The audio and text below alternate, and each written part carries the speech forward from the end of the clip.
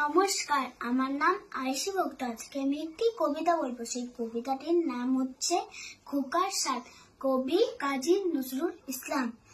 আমি হব সকাল বেলার পাখি, সবার আগে কুসুম বাগে উঠবো আমি ডাকি।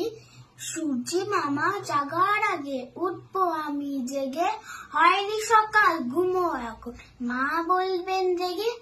বলবো আমি আলসেমে ঘুমিয়ে তুমি থাকো, হয়নি সকাল তাই বলে কি সকাল হবে না কো।